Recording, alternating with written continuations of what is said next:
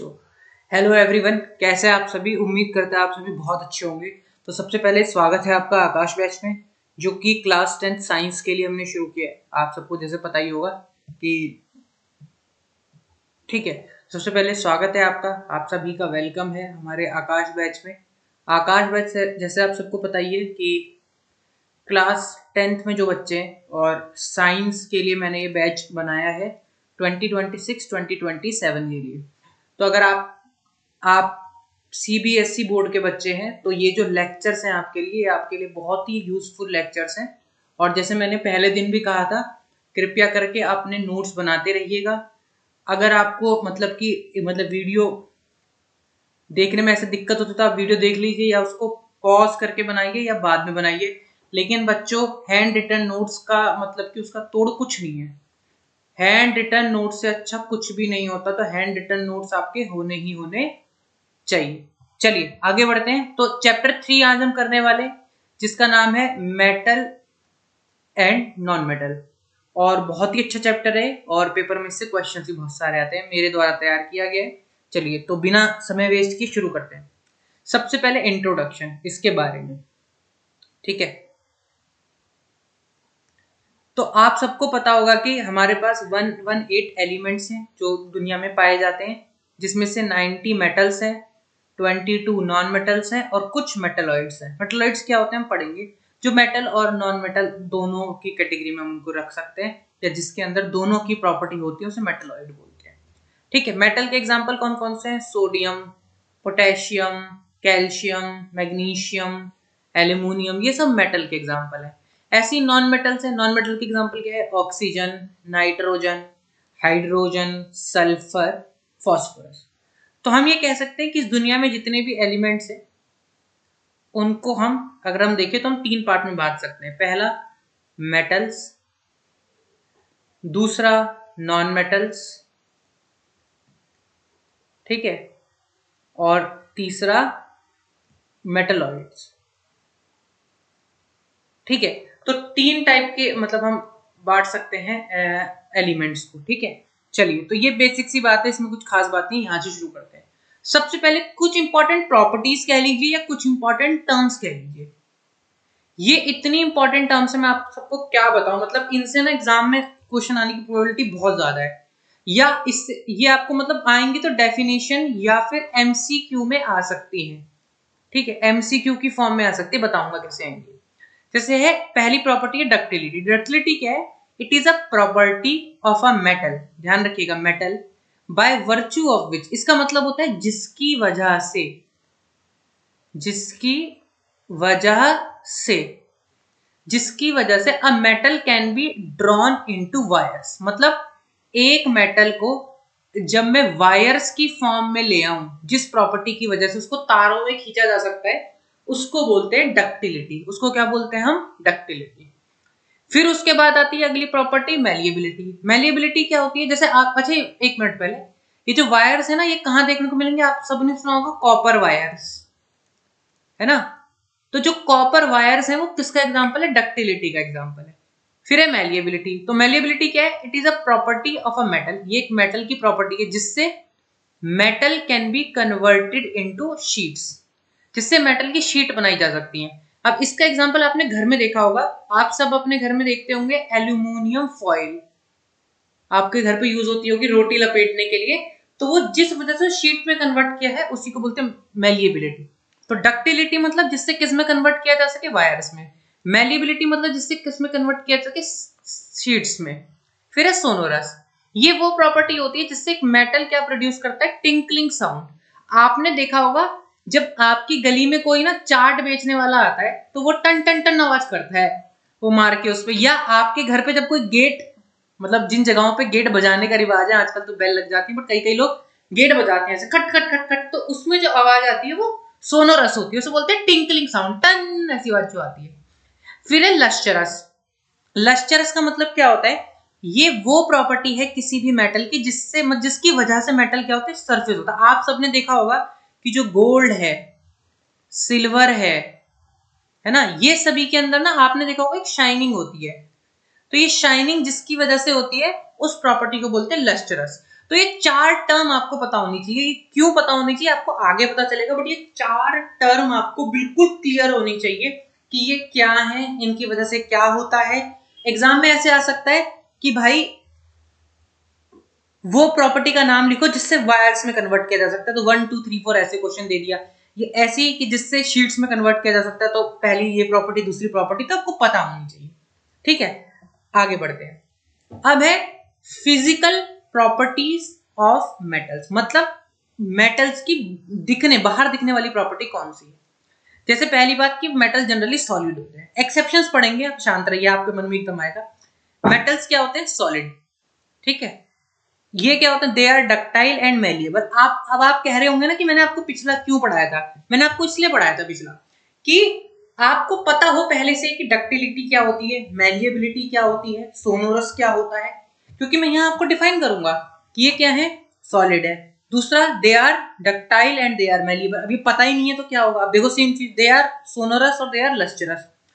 Metals ductile है मतलब उनकी वायर बनाई जा सकती है, मेटल्स मेलिएबल है मतलब को शीट में कन्वर्ट किया जा सकता है।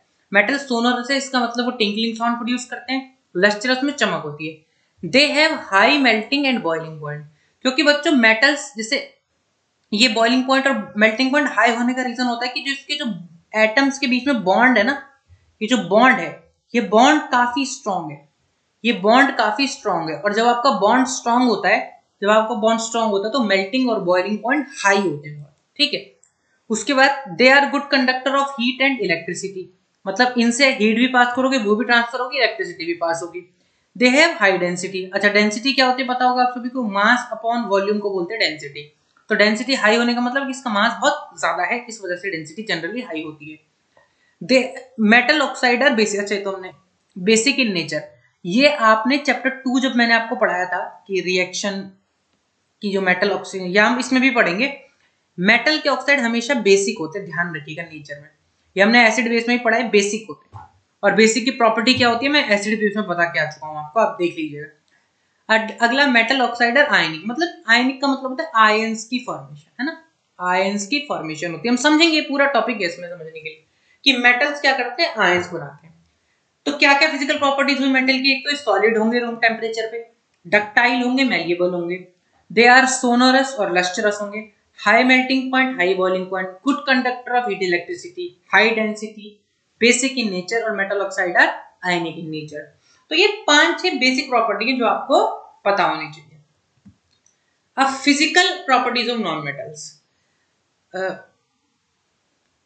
ठीक है, अब देखिए यहां पे देखना जरा एक चीज। पहला क्या है कि they exist in all 3 states. आप सबको पता होगा कि हमने अभी पढ़ा था कि मेटल्स आर जनरली हार्ड, ठीक है, मतलब हार्ड भी कह लो और सॉलिड कह लो, सॉलिड होते हैं, लेकिन ये तीनों स्टेट्स में पाए जाते हैं। नॉन डक्टाइल, नॉन मेलिएबल, ना मतलब ना तो वायर बनाई जा सकती ना शीट बनाई जा सकती। दे आर नॉन लस्टरस, और ये एक चीज और लिखना, ये ना यहाँ पे एक चीज लिख दी गई है सोनोरस, तो इसको काट के ना यहाँ पे आप लिखिए नॉन सोनोरस, मतलब ये नॉन लिख दीजिएगा साथियों, यहाँ पे मिस हो गया टाइप करना। नॉन सोनोरस मतलब ना तो आवाज आएगी ना ही चमक होगी, इनका मेल्टिंग पॉइंट लो होगा, ये पुअर कंडक्टर्स होंगे किसके, हीट के और इलेक्ट्रिसिटी के, इनकी डेंसिटी बहुत ही लो होगी। अच्छा, ये बहुत इंपॉर्टेंट है, oxides of non metal are acidic. अभी हमने क्या पढ़ा था कि मेटल के ऑक्साइड कैसे होते हैं, बेसिक, लेकिन नॉन मेटल के ऑक्साइड कैसे होते हैं साथियों, एसिडिक होते हैं, मतलब एसिडिक वाली प्रॉपर्टी होती है। और ये क्या होती है प्रॉपर्टी, आपने अगर नहीं देखा है तो चैप्टर 2 वाला लेक्चर देखिएगा आप एक बार, चैप्टर 2 का लेक्चर देखेंगे, उसमें सब कुछ डाल रखा है। Non metal oxides are covalent in nature, अभी हम पढ़ेंगे, आप शांत रहिए, आपको समझ में आएगा कोवेलेंट क्या होता है, हम पढ़ेंगे इसको। तो क्या क्या है फिजिकल प्रॉपर्टी नॉन मेटल की, तीनों स्टेट्स में मिलेंगे, नॉन डक्टाइल होंगे, नॉन मेलिएबल होंगे, नॉन सोनोरस, नॉन लस्टरस होंगे, मेल्टिंग पॉइंट लो होगा, हीट और इलेक्ट्रिसिटी के पुअर कंडक्टर होंगे, डेंसिटी लो होगी, नॉन मेटल के ऑक्साइड एसिडिक हैं और नॉन मेटल के ऑक्साइड कोवेलेंट। ठीक है, क्योंकि यहाँ पे हमने पढ़ा था ना आयनिक, और यहाँ पे क्या पढ़ा हमने, कोवेलेंट। तो ये फिजिकल प्रॉपर्टीज हो गई। अब आ जाइए एक्सेप्शंस। एक्सेप्शंस इन मेटल्स, इसका मतलब पता है क्या साथियों, हमने अभी पढ़ी थी मेटल्स की प्रॉपर्टीज, हमने भी पढ़ी थोड़ी देर पहले, क्या पढ़ी थी, मेटल्स की प्रॉपर्टीज पढ़ी थी। एक्सेप्शंस का मतलब होता है कि जो इन प्रॉपर्टी को फॉलो नहीं करते, जो इन प्रॉपर्टी को फॉलो नहीं करते उसको हम बोलते हैं एक्सेप्शंस। ठीक है, जैसे क्या, जैसे एक एक्सेप्शन है मरकरी। क्या है? मरकरी। ये एक ऐसा मेटल है जो लिक्विड होता है। ये कैसे एक्सेप्शन है? क्योंकि हमने अभी क्या पढ़ा था कि मेटल जनरली कैसे होते हैं? सॉलिड होते हैं। लेकिन ये मेटल ऐसा मेटल है जो मेटल क्या है? लिक्विड होता है। कैसे? रूम टेम्परेचर पे। आपने देखा होगा जब आप कभी क्लिनिक गए होंगे तो क्लिनिक के अंदर जो उनके पास थर्मामीटर होता है उसमें ये पाया जाता है। Caesium and gallium have low melting point. Caesium और गैलियम का मेल्टिंग पॉइंट लो होता है। और आपको बताऊं मैं, ये इतना लो होता है कि मतलब ये हाथ पे मेल्ट हो जाते हैं, हाथ पे लगते ही। अगर आपने हाथ पे रखी है, हैंड में आपकी पाम पर ये मेल्ट हो जाएंगे। ये इतने ज्यादा क्या होते हैं, इनका इतना मेल्टिंग पॉइंट लो होता है। ठीक है, कि ये आपके हाथ पे जैसे ही आपने रखा तुरंत मेल्ट हो गए। दूसरा आगे मतलब lead and mercury are bad conductors of heat and electricity. अभी हमने पढ़ा था कि मेटल्स जो होते हैं, या मैं दिखाई देता हूं आपको, यहाँ पे हमने पढ़ा था कि ये क्या होते हैं? They are good conductors. ये गुड कंडक्टर्स हैं। लेकिन यहाँ पे मैंने आपको क्या बताया कि यहाँ पे क्या है कि लेड और मरकरी दो ऐसे मेटल्स हैं जो क्या है? बैड कंडक्टर है। किसके? हीट और इलेक्ट्रिसिटी के बैड कंडक्टर्स। बैड। अब देखिए दूसरा, sodium and potassium have low melting point. ठीक है, अभी हमने क्या पढ़ा? यहाँ पे देखिए कि मेटल्स के जो हाई होता है, लेकिन सोडियम और पोटेशियम का लो होता है। और एक और बात ध्यान रखना है, इनको नाइफ से भी काटा जा सकता है। नाइफ से आप कट कर सकते हो। और एक और बात, सोडियम और पोटेशियम, सोडियम को खास तौर पर यहाँ पे लिख देता हूं मैं। सोडियम को आपको पता होगा, ये हम लिख भी देंगे आगे, कि इसे कैरोसिन में रखा जाता है। ठीक है, क्योंकि बहुत ही जल्दी गैस में कन्वर्ट हो जाता है और बहुत ज्यादा मतलब कि रिएक्शन बहुत ज्यादा खतरनाक होती है। तो ये एयर से बहुत जल्दी रिएक्ट करता है, इसलिए इसको कैरोसिन में डुबा के रखते हैं। आगे हम पढ़ेंगे इसको। ठीक है, तो ये वाला जो है ना, ये मोस्ट इंपॉर्टेंट है, क्योंकि इससे संभावना है कि पेपर में सवाल आ जाए। तो ये इंपॉर्टेंट है, स्टार मार्क कर रहा हूँ इसीलिए, ये इंपॉर्टेंट है भाई, क्योंकि इससे हो सकता है कि क्वेश्चन आए। क्योंकि ये ना एक्सेप्शन जो है ना, क्योंकि फॉलो नहीं करता है तो वो सवाल पूछ सकते हैं। तो बहुत इंपॉर्टेंट है, इसीलिए मैंने आपको सारी चीज बताई। क्या? मरकरी एक ऐसा मेटल है जो लिक्विड होता है रूम टेम्परेचर पे। सीजियम और गैलियम का लो मेल्टिंग पॉइंट होता है, और ये इतना होता है कि मतलब ये पाम पे रखोगे तो मेल्ट हो जाएंगे। लेड और मरकरी बैड कंडक्टर है हीट एंड इलेक्ट्रिसिटी के। सोडियम और पोटेशियम का लो मेल्टिंग पॉइंट होता है और इनको नाइफ से कट भी किया जा सकता है। अब है एक्सेप्शन इन नॉन मेटल्स।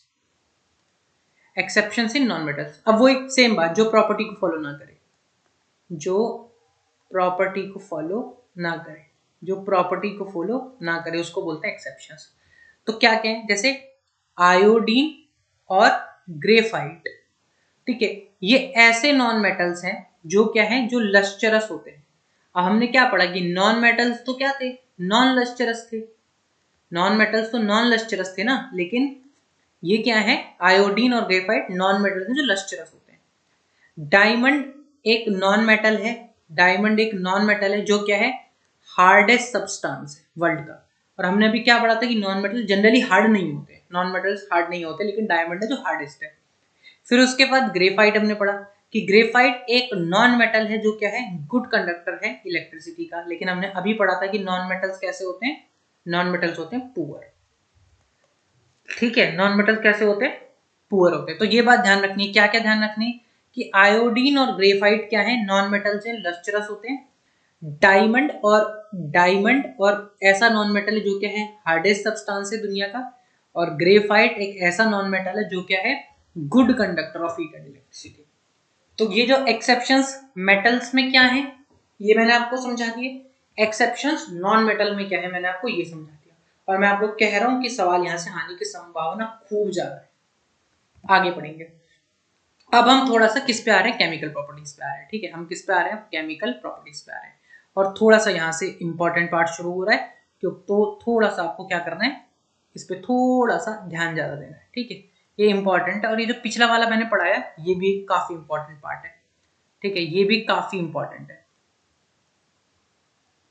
ठीक है, चलिए। तो केमिकल प्रॉपर्टीज ऑफ मेटल्स। तो पहली केमिकल प्रॉपर्टी, मतलब केमिकल प्रॉपर्टी कह लो या रिएक्शन कह लो, रिएक्शन विद एयर, एयर के साथ।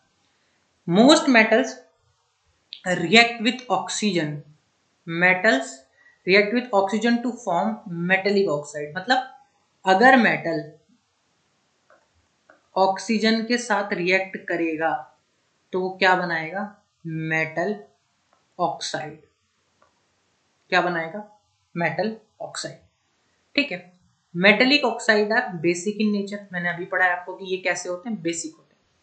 ठीक है, अभी पीछे भी समझाया था कि जो सोडियम और पोटेशियम है उनको कहाँ रखा जाता है, कैरोसिन में रखा जाता है, क्योंकि ये विगरसली रिएक्ट करते हैं एयर के साथ। तो ये भी एक बहुत इंपॉर्टेंट पार्ट है, ये क्वेश्चन आ सकता है एग्जाम में। कुछ मेटल्स हैं जैसे ये रहे मैग्नीशियम, जिंक, एल्यूमिनियम और लेड, ये स्लोली रिएक्ट करते हैं एयर के साथ और एक प्रोटेक्टिव लेयर बना लेते हैं। ठीक है, इसे हम पढ़ेंगे भी आगे। ठीक है, मैग्नीशियम को हम कैन बर्न इन एयर, वो जलता है, और जब उसे हम खुला छोड़ते हैं तो वो क्या करता है, ऑक्साइड लेयर बनाता है। इस बात को ध्यान रखिएगा, मैं आपको जब चैप्टर 1 के एनसीईआरटी के क्वेश्चन आंसर डिस्कस कराऊंगा तो ये बात आपके काम आएगी, क्या कि मैग्नीशियम एक ऑक्साइड के लेयर बनाता है। जो आयरन और कॉपर है ये do not burn in air, मतलब ये बर्न नहीं होते एयर के साथ, बट ये कंबाइन करते हैं ऑक्सीजन के साथ टू फॉर्म देयर ऑक्साइड।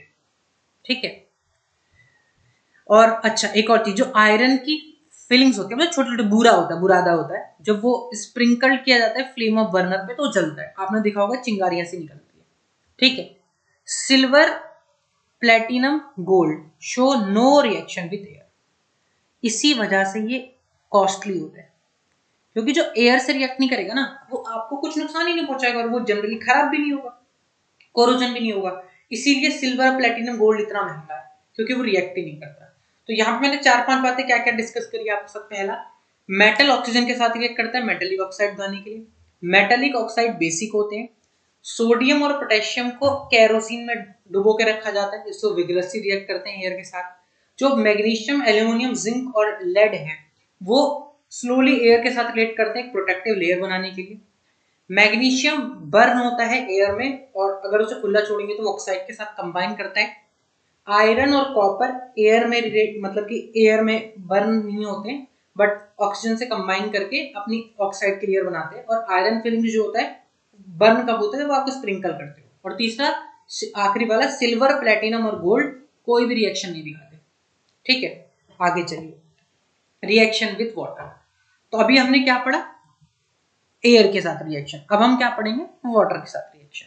ठीक है, तो सम मेटल्स, अब क्या क्या ध्यान रखना है कि some metals react with only cold water. कुछ मेटल्स ऐसे जो भाई कोल्ड वाटर से रिएक्ट करते हैं, जैसे सोडियम, पोटेशियम, कैल्शियम। तो ये पहली बात आपको ध्यान रखनी है कि कुछ मेटल केवल कोल्ड वाटर से रिएक्ट करते हैं। ठीक है, तो जैसे हम कुछ देख लेते हैं, एक दो एग्जांपल जो आपको समझ में आ जाए। जैसे कि सोडियम, पोटेशियम, पोटेशियम का देख लेते हैं। जब हम पोटेशियम है, जब वो वाटर के साथ रिएक्ट करता है तो वो क्या बनाता है, KOH बनाता है। थोड़ा सा बैलेंस करने की कोशिश करेंगे, और प्लस में हाइड्रोजन गैस भी रिलीज होती है, ध्यान रखिएगा।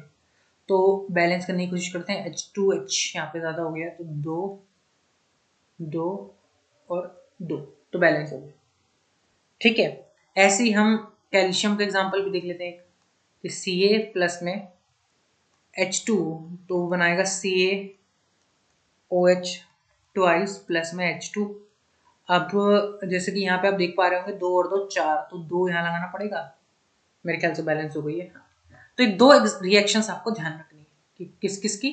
एक तो पोटेशियम की कैसे मतलब H2 के साथ रिएक्ट करता है, और क्योंकि कोल्ड वाटर के साथ रिएक्ट करता है केवल, और कैल्शियम प्लस में 2H2 होगी CaOH ट्वाइस। ठीक है, तो ये मैंने दो रिएक्शन यहाँ पे आपके लिख दी।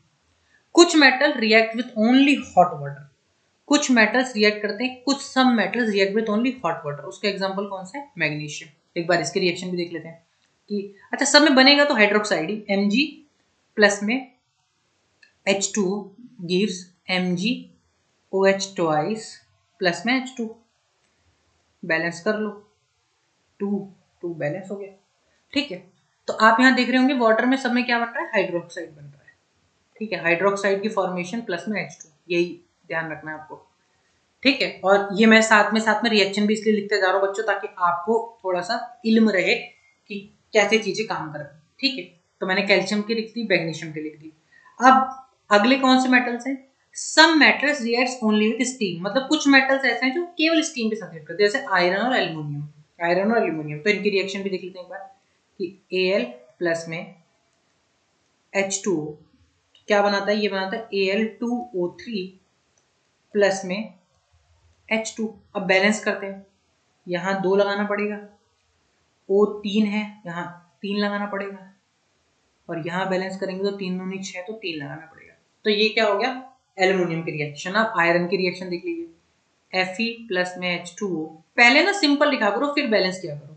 क्या बनाता है, ये बनाता है Fe3O4 प्लस में H2। अब बैलेंस करते हैं, यहाँ पे 4 ऑक्सीजन है तो 4 लगाना पड़ेगा, 4 दूनी 8, 4, यहाँ पे 3 लगाना पड़ेगा, बैलेंस हो गई रिएक्शन।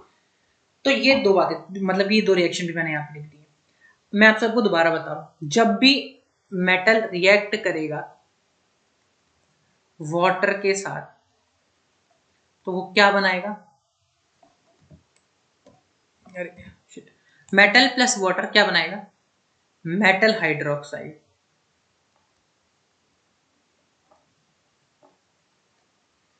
मेटल हाइड्रोक्साइड कह लो, ठीक है। अब ये क्या, हाइड्रोक्साइड का मतलब क्या होता है, OH की रिएक्शन। OH जनरली हाइड्रोक्साइड मतलब हाइड्रोजन और ऑक्सीजन से मिलकर बना है। 3 टाइप के मेटल हैं। पहली क्या है, जो केवल कोल्ड वाटर से रिएक्ट करते हैं, कौन कौन से हैं, सोडियम, कैल्शियम और पोटेशियम। ये आपके लिए बहुत ध्यान रखने की चीज है। फिर उसके बाद कौन कौन से, उसकी 2 की रिएक्शन मैंने आपको लिख भी दी। पोटेशियम H2 के साथ करेगा KOH बनाएगा, कैल्शियम H2 के साथ करेगा कैल्शियम हाइड्रोक्साइड बनाएगा। कुछ मेटल्स केवल हॉट वाटर के साथ रिएक्ट करते हैं, हॉट वाटर वो कौन सा है, मैग्नीशियम है।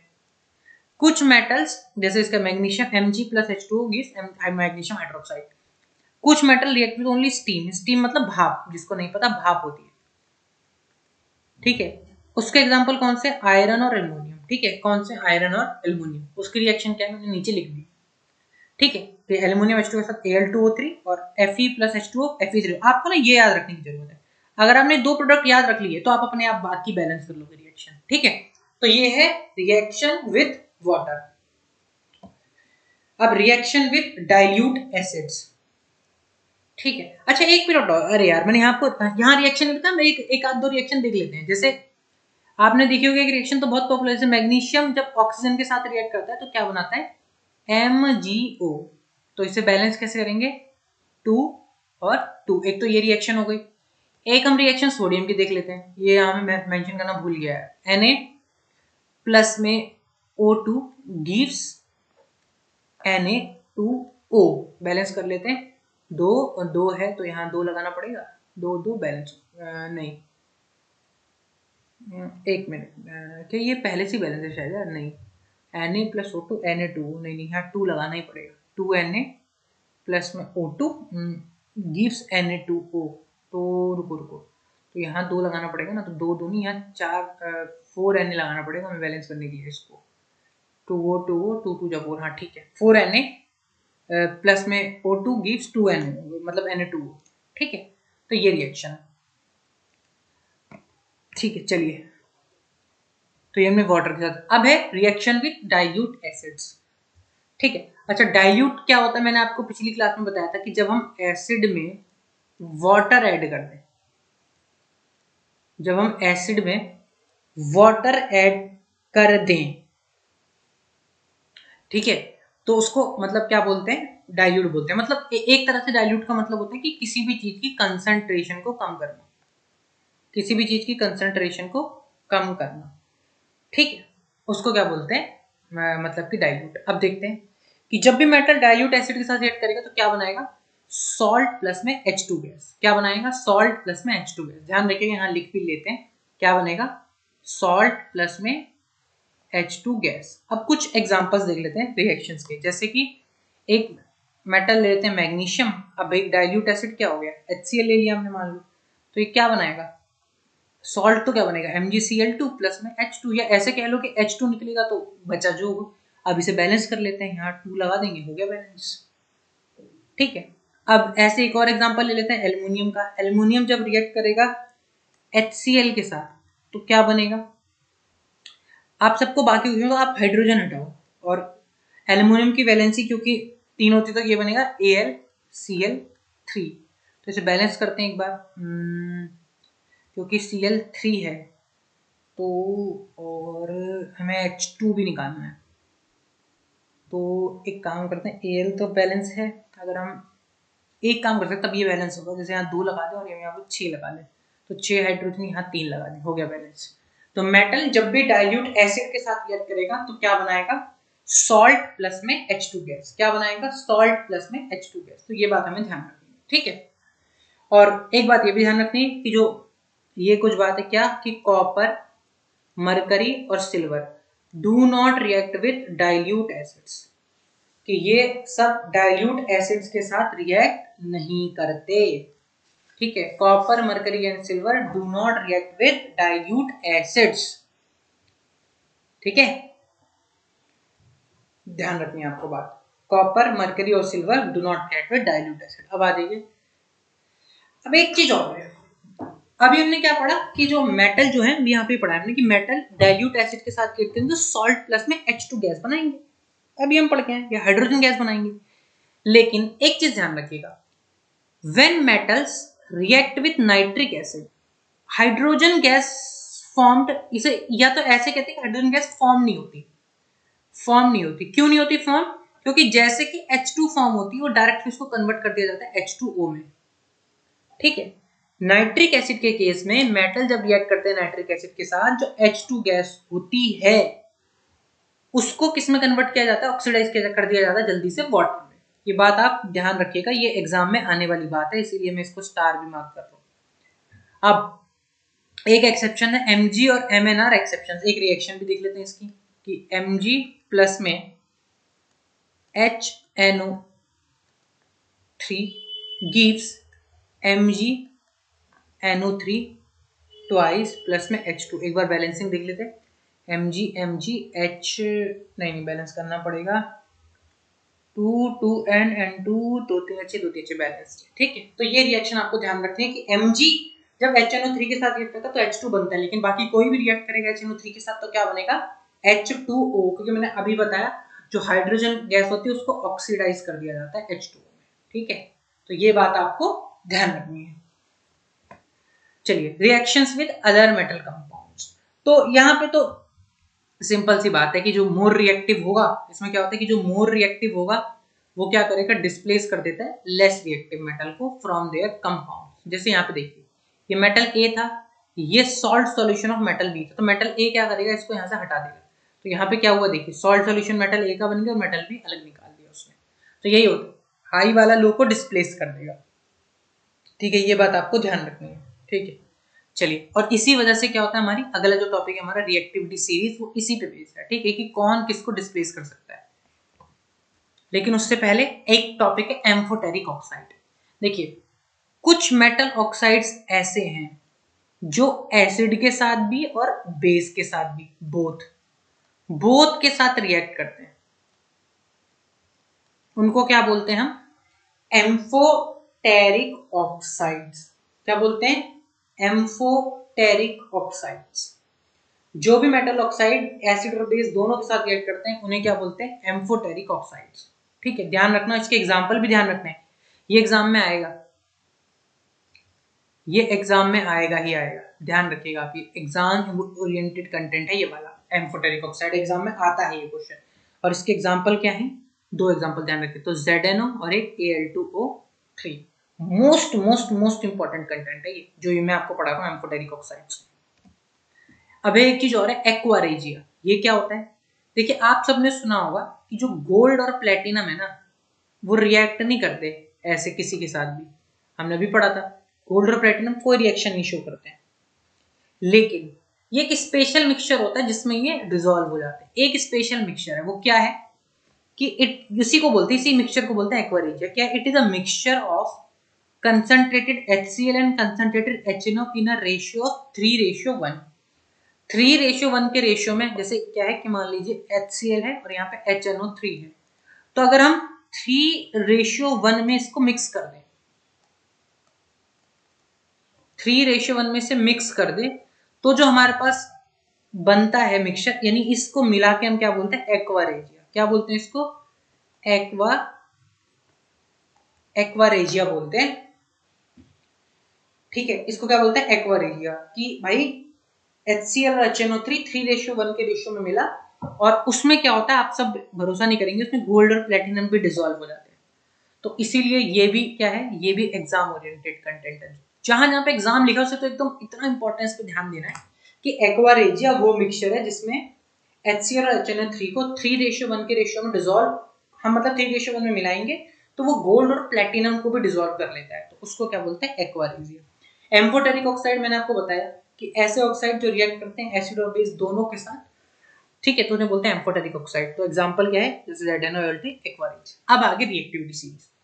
तो रिएक्टिविटी सीरीज क्या होती है, ये एक अरेंजमेंट है, ये एक अरेंजमेंट है किसका, मेटल्स का, किसमें, decreasing order of their reactivity, मतलब उनकी रिएक्टिविटी का डिक्रीजिंग ऑर्डर, मतलब सबसे ऊपर सबसे हाईली रिएक्टिव और उसके बाद नीचे ऐसे रिएक्टिविटी डिक्रीज होती हुई, तो इसको बोलते हैं रिएक्टिविटी सीरीज। और ये जो पैटर्न हमने लिखा है, क्या लिखा है, ये डिक्रीजिंग ऑर्डर ऑफ रिएक्टिविटी, ऐसे ऐसे कहते हैं डिक्रीजिंग, मैं पूरा लिख देता हूँ, decreasing order of reactivity, decreasing order of reactivity. तो सबसे ऊपर जैसे potassium, sodium, magnesium, aluminium, zinc, iron, lead, क्या बोलते हैं, हाइड्रोजन, कॉपर, हाँ मरकरी, एजी तो आपका क्या बोलते हैं हो गया, और A U, A G silver, A U gold, ठीक है। अब एक चीज ध्यान रखिएगा, इसका ना एक तरीका है याद करने का सुना ही होगा आपने कि कैटरीना ने कार मांगी, ऐसे मतलब सी ऐसे करके, कैटरीना ने कार मांगी। अच्छा अरे सॉरी बच्चों, यहाँ पे ना कैल्शियम भी आएगा यार, वही सोचूं, मैं तो कार मांगे याद कर रहा था कि कैल्शियम में टाइप होना मिस हो गया होगा। कि कैटरीना ने कार मांगी, ऑल्टो जेन फरारी, फिर भी हाय क्यों मिली सिल्वर ऑडी। तो ये याद करने का तरीका है, कैटरीना ने कार मांगी, ऑल्टो जेन फरारी, फिर भी हाय क्यों मिली सिल्वर ऑडी, ठीक है, इससे आपको ये याद रहेगा, ठीक है। अच्छा एक यहाँ पे एक रिएक्शन भी समझ लेते हैं कि भैया ये थोड़ा सा ध्यान रखना, ठीक है। कॉपर, अरे यार ये सिल्वर आएगा, पता नहीं क्या क्या लिख देते हैं टाइपिंग में, कि copper being more reactive displaces silver. ये रिएक्शन एग्जाम में आपकी बहुत इंपॉर्टेंट है, क्या है, जैसे कॉपर प्लस में सिल्वर नाइट्रेट होता है AgNO3, तो कॉपर इसको यहाँ से डिस्प्लेस करके बनाते हैं कॉपर नाइट्रेट CuNO3 ट्वाइस, और Ag को अलग निकाल देते हैं। तो पहले बैलेंसिंग देखते हैं भैया इसकी, सबसे पहले, बाकी काम बाद में करना। तो जैसे कॉपर कॉपर N2 लगाना पड़ेगा बैलेंसिंग करने के लिए, 2 ठीक है, तो N 2 अच्छी, ठीक है, बैलेंस है। तो रिएक्टिविटी सीरीज क्या है, कि अरेंजमेंट है मेटल्स का, किसमें, डिक्रीजिंग ऑर्डर ऑफ रिएक्टिविटी में, ये मैंने पूरा ऑर्डर भी लिख दिया। और कॉपर जो कि मोर रिएक्टिव है, तो वो क्या करता है, सिल्वर को डिस्प्लेस कर देता है, तो ये सिल्वर की रिएक्शन भी है। तो ये है रिएक्टिविटी सीरीज ऑफ मेटल्स, जो कि मोस्ट इंपॉर्टेंट है, जिससे सवाल एग्जाम में आता है कि भाई कौन किसको डिस्प्लेस कर सकता है, तो ये आपको पता होना चाहिए, और ये रिएक्शन भी बहुत इंपॉर्टेंट है, ठीक है। आगे बढ़ते हैं, reaction between metal and non metal, ठीक है। मेटल और नॉन मेटल आपस में कैसे रिएक्ट करते हैं, तो रिएक्टिविटी को हम मतलब कि उसी को हम कैसे समझेंगे, आप सभी ने सुना होगा कि जैसे कोई भी जो मेटल होता है या एलिमेंट होता है, वो चाहता है कि जो उसका आउटर मोस्ट शेल है वो कंप्लीटली फिल्ड हो, है ना, आपने सभी पढ़ाई हो गई बचपन में, 9th में पढ़ाई हुआ कि हर कोई क्या चाहता है, कंप्लीटली फिल्ड हो, है ना, और उसी के लिए वो सब काम करते हैं। जो मेटल्स होते हैं, क्या खास बात है, मेटल्स क्या करते हैं, वैलेंस इलेक्ट्रॉन को लूज करते हैं, क्या बनाने के लिए, कैटायन बनाने के लिए। कैटायन क्या होता है, पॉजिटिव आयन, आप सबने सुना ही होगा कि जो इलेक्ट्रॉन देता है उस पर कैटायन आता है, ठीक है। जो नॉन मेटल्स के एटम है वो इलेक्ट्रॉन को गेन करते हैं वैलेंस शेल को फिल करने के लिए, एनायन। और एनायन में क्या होता है कि जिसपे जो नेगेटिव चार्ज आता है और इस पे पॉजिटिव चार्ज आता है, तो और इसी वजह से ये क्या बनाते हैं, मतलब इसी इन दोनों से मिलके क्या बनता है, आयनिक कंपाउंड बनता है। अब थोड़ा सा मैं आपको और थोड़ा खोल के समझाता हूँ कि जो मेटल होगा, है ना, वो कैटायन बनाएगा क्योंकि वो एक इलेक्ट्रॉन लूज करेगा, ये दिखाते ऐसे हैं। जो नॉन मेटल है वो एक इलेक्ट्रॉन लेगा और एनायन बनाएगा, ये दिखाने का तरीका होता है कि मेटल एक इलेक्ट्रॉन दे के कैटायन बनेगा, नॉन मेटल एक इलेक्ट्रॉन के एनायन बनेगा, और फिर ये जो कैटायन और एनायन है ये आपस में मिलेंगे और ये कौन सा कंपाउंड बनाएंगे, आयनिक कंपाउंड।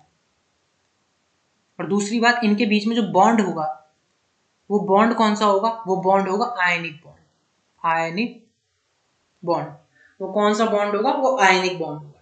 तो मेटल्स के एटम एक इलेक्ट्रॉन लूज करते हैं, कैटायन बनते हैं, नॉन मेटल्स के एटम एक इलेक्ट्रॉन गेन करते हैं, एनायन बनते हैं। और कौन सा कंपाउंड बनाते हैं? Ionic compound. कौन सा बॉन्ड बनाते हैं? Ionic bond. मेरे हिसाब से बात क्लियर होगी। अब मैं आपको कुछ चीज समझा रहा हूं जो पेपर में आता है। एक तो फॉर्मेशन ऑफ किसकी? फॉर्मेशन ऑफ MgCl2 एग्जाम में आई है, मैं इसीलिए समझा रहा हूं। आप ध्यान से समझिएगा। सबसे पहले इसके लिए हमें पता होना चाहिए Mg कैसे बनाते हैं, बनाने का तरीका सीख लीजिए। Mg का एटॉमिक नंबर आप सबको पता होगा क्या होता है? 12 होता है। तो कैसे इलेक्ट्रॉनिक कॉन्फ़िगरेशन, कैसे? पहले में 2, दूसरे में 8, 2 10 और बचे हुए 2 12, आउटर मोस्ट शेल होगी। अब मैग्नीशियम करेगा क्या? उससे क्या करना है? हर किसी को अपना भी हमने पढ़ा कि हर किसी को कंप्लीटली फिल्ड चाहिए वैलेंस शेल। वैलेंस शेल मतलब outermost shell. Valence shell किसे कहते हैं? आउटर मोस्ट शेल को कहते हैं। तो वैलेंस शेल मतलब आउटर मोस्ट, तो 2 8 और 2। ठीक है।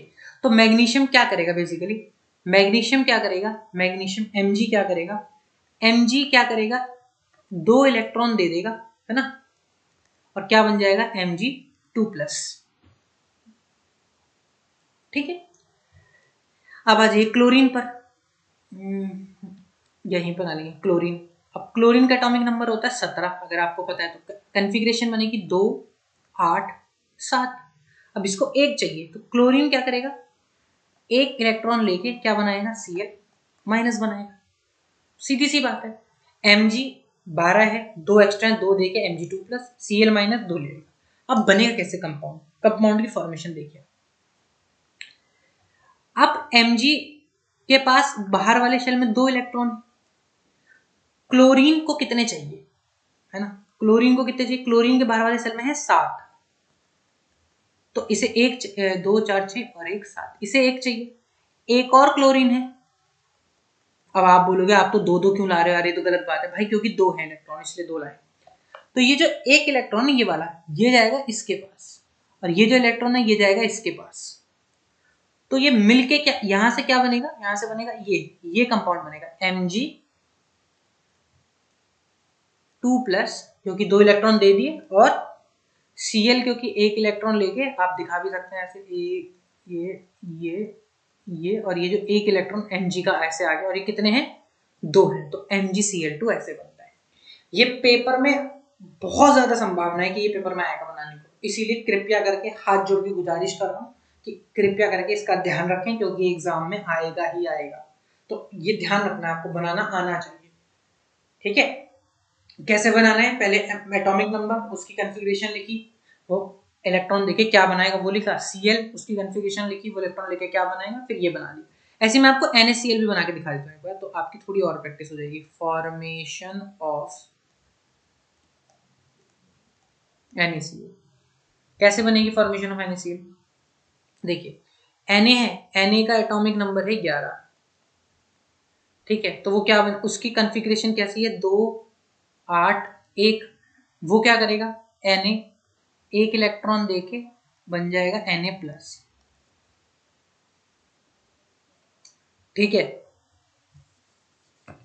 और ऐसे ही Cl तो सेम मैंने यहाँ पे लिखा हुआ, इसी का यूज कर रहा हूँ, इसी वाले का यहाँ पे। Cl क्या करेगा? एक इलेक्ट्रॉन, अरे सॉरी एक मिनट, इसे इरेज कर लो पहले।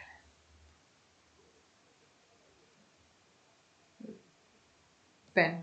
Cl क्या करेगा? ये भी इरेज करना पड़ेगा। Cl क्या करेगा? एक इलेक्ट्रॉन लेके बन जाएगा Cl माइनस। ठीक है। अब यहाँ पे क्या होगा? अभी समझा है कि जैसे Na है, तो अब Na के पास बाहर वाले शेल में एक ही इलेक्ट्रॉन है, तो एक ही इलेक्ट्रॉन है। यहाँ भी Cl है, Cl के, एक मिनट है, ये थोड़ा दिक्कत कर रहा है।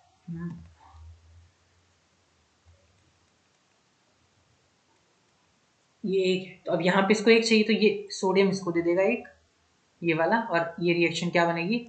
Na+ और Cl-। तो ऐसे क्या बनता है? ऐसे आपका NaCl बनता है। तो ये एग्जाम में इन दोनों के, मतलब ये दोनों बनाने के लिए आपको आ सकते हैं, तो आपको बहुत ध्यान रखना है कि ये कैसे चलेगा, क्या होगा, पता होना चाहिए। ठीक है, चलिए आगे बढ़ा जाए।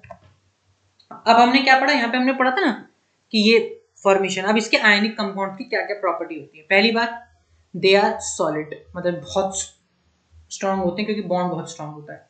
इनका मेल्टिंग पॉइंट और बॉइलिंग पॉइंट दोनों हाई होता है, बहुत ज्यादा हाई होता है, इसीलिए मोर एनर्जी लगती है इनके स्ट्रॉन्ग इंटर आयनिक फोर्स को तोड़ने के लिए। जो मैंने बताया ना कि जो आयनिक, ये यहाँ पे आयनिक बॉन्ड बना है, ये आयनिक बॉन्ड बना है, आयनिक बॉन्ड, और जो आयनिक बॉन्ड होता है उसको तोड़ने के लिए एनर्जी ज्यादा लगती है, तो more energy is required to break. Generally they are soluble in water, but मतलब इनसॉल्युबल होते किसमें, कैरोसिन और पेट्रोल में।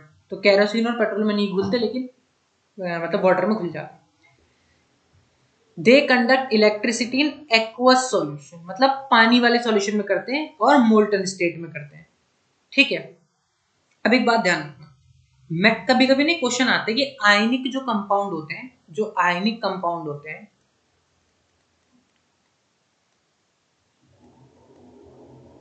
वो सॉलिड स्टेट में इलेक्ट्रिसिटी कंडक्ट नहीं करते।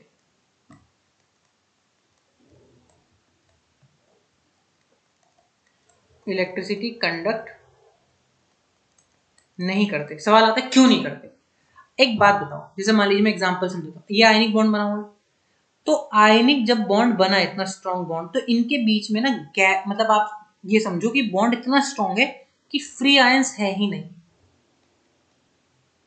फ्री आयंस ही नहीं है। और जब आयंस ही नहीं है तो क्या मूवमेंट होगी भी नहीं, जब फ्री ही नहीं है तो मूवमेंट भी नहीं होगी, और मूवमेंट भी नहीं होगी तो फिर इलेक्ट्रिसिटी कंडक्ट कहां से होगी, क्योंकि इलेक्ट्रिसिटी कंडक्ट के लिए आयंस की मूवमेंट बहुत ज्यादा जरूरी है। अब लेकिन एक्वस सॉल्यूशन में क्या होता है, जैसे आपने मान लीजिए NaCl, अब आपने इसको वाटर में डाला तो ये क्या बनाएगा, ये यहां बनाएगा Na+ और Cl-, या आपने इसको पिघला दिया तो भी ये क्या बनाएगा, Na+ और Cl-।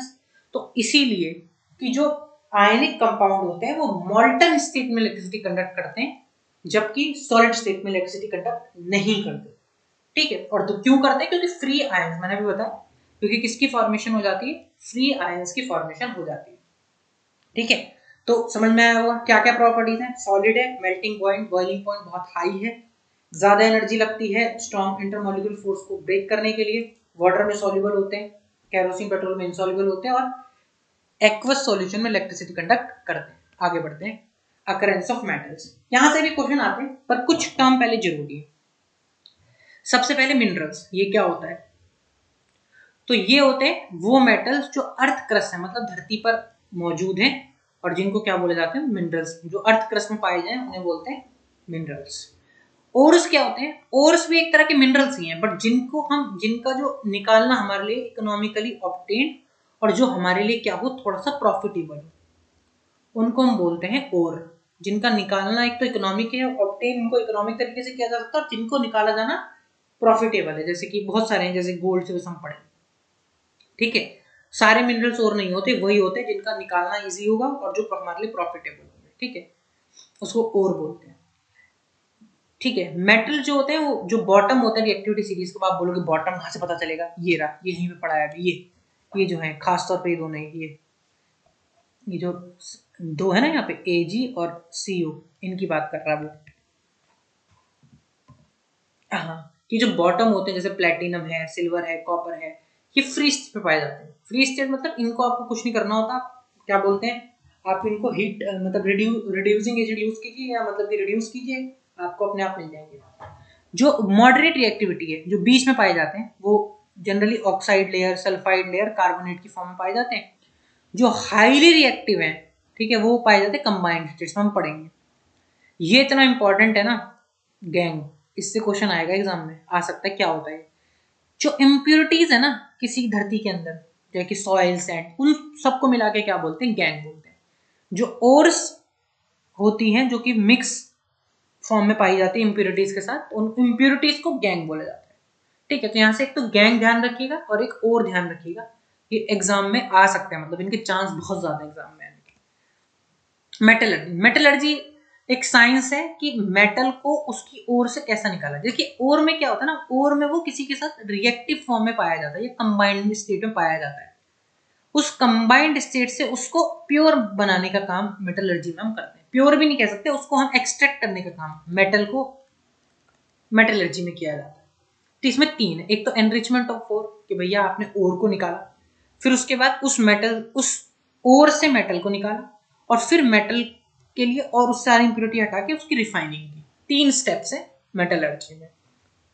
अब आ जाइए, सबसे पहले हम क्या पढ़ेंगे, obtaining metals that are low in reactivity series. मतलब जो हमने भी पढ़ा था ना कि 3 थे, Hg आपने सुना होता है, मतलब फिर भी उसे क्यों मिली सिल्वर और डी। तो ये जो 3 मेटल्स हैं जनरल नीचे पाए जाते हैं, इनको कैसे, इनमें सिर्फ हीट करना होता है हमको, हाई टेम्परेचर पे अपने आप काम चले जाता है, अपने आप काम चले, कुछ नहीं करना, आपको हीट करना है बस। ठीक है, एग्जांपल देखिए, पहला एग्जांपल है मरकरी का और दूसरा कॉपर सल्फाइड का, तो हम तीनों को देख लेते हैं। तो सिनेबार और मरकरी, अच्छा इतना इंपॉर्टेंट नाम है ना, मरकरी की ओर का नाम पूछ लेते हैं, नहीं पता होता किसी को, सिनेबार। और यहीं पे एक नाम और याद आ गया मेरे को, एल्युमिनियम का, मतलब एल्युमिनियम की ओर का नाम है बॉक्साइट। अब एकदम से याद आ गया तो बता दिया, तो आप भी ध्यान रखिएगा। और मरकरी की ओर का नाम है सिनेबार। ध्यान रखिए कैसे करेंगे, जैसे मान लीजिए मरकरी पाया जाता है HgS की फॉर्म में, तो हम बेसिकली उसको क्या करते हैं, सबसे पहले हम उसको क्या करते हैं, हीट करते हैं। हमने हीट किया तो वो ऑक्साइड फॉर्म में आ जाता है हमारे पास। ठीक है, और ऑक्साइड की फॉर्म में आया, फिर हमने दोबारा उसको हीट किया तो HgO की फॉर्म में हमें मिल जाती है। सॉरी HgO कह रहा हूँ यार मैं भी, वो Hg की फॉर्म में, Hg तो मरकरी की फॉर्म में हमें मिल जाती है। ठीक है, तो HgS को हीट किया, HgO मिला, उसे हीट किया, Hg मिल गया। ठीक है, और फर्दर अगर आप मतलब और हीट करते हैं तो हम मतलब रिफाइन करके हमें प्योर फॉर्म में Hg मिल जाती है, प्योर फॉर्म वाली। तो ये तो Hg का है पूरा प्रोसेस, क्या हीट करते रहो डिफरेंट प्रोसेस में तो आपको मिल जाएगा। ऐसी कॉपर है, कॉपर में क्या करते हैं, कॉपर का थोड़ा सा अलग प्रोसेस, जैसे मान लीजिए Cu2S कॉपर इस फॉर्म में मिलता है। अब आपने क्या किया, उसको सबसे पहले आपने रिएक्ट किया ऑक्सीजन के साथ, ठीक है, और हीट किया तो आपको क्या मिलेगा, आपको मिलेगा कॉपर ऑक्साइड Cu2O। ठीक है, इसको थोड़ा सा बैलेंस कर लेते हैं और SO2 अलग निकल जाता है। ठीक है, तो थोड़ा बैलेंस करने की जरूरत है कि वहीं पे देखेंगे, ऑक्सीजन 3 है ना, तो मेरे ख्याल से यहाँ बैलेंस करना पड़ेगा, 3 दूनी 6, तो 2 करना पड़ेगा बैलेंस हर जगह है ना, क्योंकि 2 यहाँ 2 और 2 4, तो 2 कॉपर 2 हो गए, सल्फर 2 दूनी 4, हाँ 2 दूनी 4, ठीक है बैलेंस हो गया, ये हुआ। अब आगे क्या करोगे आप कॉपर ऑक्साइड Cu2O है आपके पास, कॉपर ऑक्साइड, आप क्या करोगे, इसको दोबारा से मतलब Cu2S इसके साथ दोबारा हीट करोगे तो आपको क्या मिलेगा, आपको Cu अलग से मिल जाएगा, अलग सी फॉर्म में आपको दिख जाएगा। ठीक है, और SO2 आपका अलग निकल गया। ठीक है, तो ये पूरा प्रोसेस होता है कॉपर से कॉपर सल्फाइड निकालने का। ठीक है, एक चीज ध्यान रखिएगा, मैं पढ़ा रहा हूँ हमेशा ना, हम ऑक्साइड में कन्वर्ट करते हैं हर किसी को, ये ऑक्साइड देखिए यहाँ पे भी ऑक्साइड है, क्योंकि इससे निकालना इजी होता है। तो जो ऑक्साइड होती है इससे एक्सट्रैक्ट करना इजी है, एक्सट्रैक्ट करना इजी है, इसीलिए हम इससे निकालते हैं। ठीक है, सबको ऑक्साइड में कन्वर्ट करते हैं। तो ये कॉपर की रिएक्शन है। Hg की क्या है, HgS हीट किया, HgO फिर हीट किया, HgS से बनता रहता है। कॉपर सल्फाइड में Cu2S है, तो ऑक्सीजन के साथ हीट किया, Cu2O बन गया। ठीक है, अब आगे चलते हैं।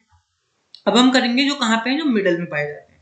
ठीक है, और मैंने अभी बताया कि ऑक्साइड और से इसलिए सल्फाइड और कार्बोनेट और को हम किस में कन्वर्ट करते हैं, ऑक्साइड एयर में। एक चीज ध्यान रखिए, जब एक्सेस ऑफ एयर या बहुत सारी एयर में हीट किया जाता है, उस हीट करने को बोलते हैं रोस्टिंग। जब लिमिटेड सप्लाई में हीट किया जाता है उसे बोलते हैं कैल्सिनेशन। तो ये बात आप ध्यान रखना, स्ट्रांगली हीट करेंगे एयर की एक्सेस में, रोस्टिंग नाम देंगे, लिमिटेड सप्लाई में हीट करेंगे, कैल्सिनेशन नाम देंगे। ठीक है, देखिए ध्यान से कैसे करते हैं। तो जनरली इसमें हम जो मतलब स्ट्रांगली करते हैं वो जनरली हम सल्फाइड वाली करते हैं, जिनके सल्फाइड फॉर्म में जो मिलती है उनको करते हैं। ठीक है, जैसे एग्जांपल के लिए ZnS। ठीक है, उसको हमने ऑक्सीजन के साथ हीट किया तो हमें मिलता है ZnO प्लस में SO2 अलग निकल जाता है। थोड़ा सा बैलेंस कर लेते हैं एक बार, ऑक्सीजन 2 3, तो वही 2 3 लगाना पड़ेगा, 2 और 2 दूनी 4 और 2 6, 2S2 2 हो गया बैलेंस। ठीक है, ये हुआ। और उसके बाद आप क्या करोगे, आप ZnO को वापस हीट कर, मतलब ZnO को हीट करोगे तो आपको ZnO ऑक्साइड मिल जाएगा। अच्छा, एक चीज और समझेंगे, अभी हम आगे समझेंगे उसको। हमने एक्सेस हीट किया, हमें ZnO बनाया, ऐसे ही लिमिटेड एयर में एक एग्जांपल और देख लेते हैं आपको बात में, जैसे जिंक कार्बोनेट की फॉर्म में मिलेगा, तो इसे हीट करेंगे कैसे, मतलब इसे हीट करेंगे तो आपको मिल जाएगा ZnO प्लस में CO2, ये दो हमने अलग निकाल लिए। हमने क्या समझा यहाँ पे कि जो सल्फाइड और कार्बोनेट हो रहे हैं उन्हें हम एक्सेस ऑफ एयर में हीट करेंगे तो हम उस प्रोसेस को नाम देंगे रोस्टिंग। तो ZnS plus O2 gives ZnO plus SO2। तो हमने क्या किया, ऑक्साइड लेयर बना दी है यहाँ पे।